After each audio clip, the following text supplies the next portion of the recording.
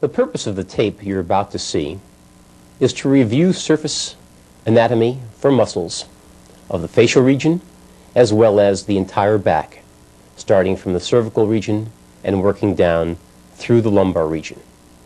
The intent is to make the viewer more knowledgeable about placement of surface electrodes in preparation for recording electromyographic activity, either during kinesiological evaluations or for EMG feedback training. In the area of the face, knowledge of muscles and where they lie is particularly important in doing relaxation training under feedback situations or for neuromuscular re-education of individuals with Bell's or seventh cranial nerve palsy. In the back, electromyographic activity is important in doing feedback training for relaxation of hyperactive muscles or to re-educate muscles among patients who are doing dynamic movements with low back pain. By being aware of what low back muscles do under dynamic and static postures, the clinician wishing to use electromyographic feedback will be better prepared to develop appropriate training strategies.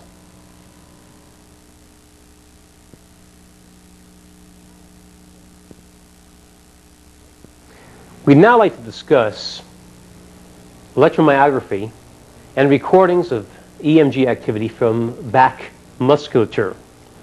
To orient you, the subject is now prone or on his stomach, and you're looking at the back, with the pelvis located down at this end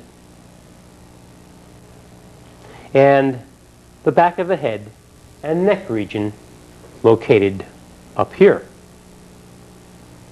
The right side of the body is closest to me, the left further away.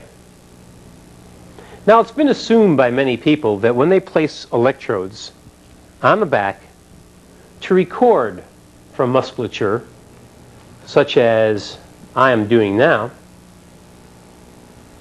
that in fact muscle activity is isolated to a specific muscle underlying the electrode placement, and that the closer two electrodes are to one another, the more specific and isolated will be that recording. What this tape will demonstrate are the various muscles and muscle groups oriented in layers throughout the back, each overlying the other, that make recording from a specific muscle or muscle group with surface electromyography virtually impossible.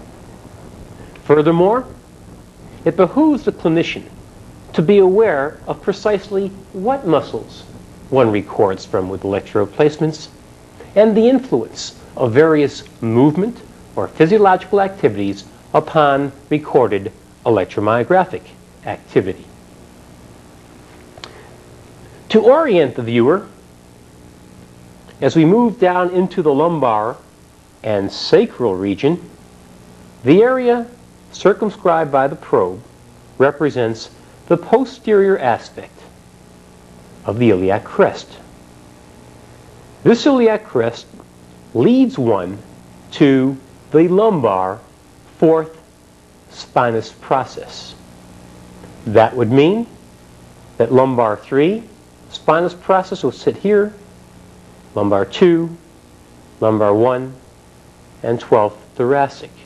Moving down from 1, 2, 3, and 4, the 5th lumbar vertebra would sit here, and the 1st sacral vertebrae down below the level of the pelvic brim.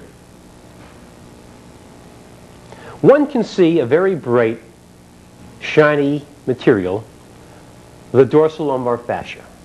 In this case, the right dorsal lumbar fascia. Emanating from this fascial mass, or aponeurosis, is a very expansive and broad muscle.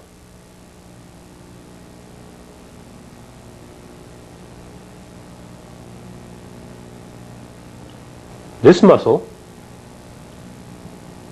is the latissimus dorsi, and it tapers as it moves laterally toward the arm to insert onto the humerus of the upper extremity.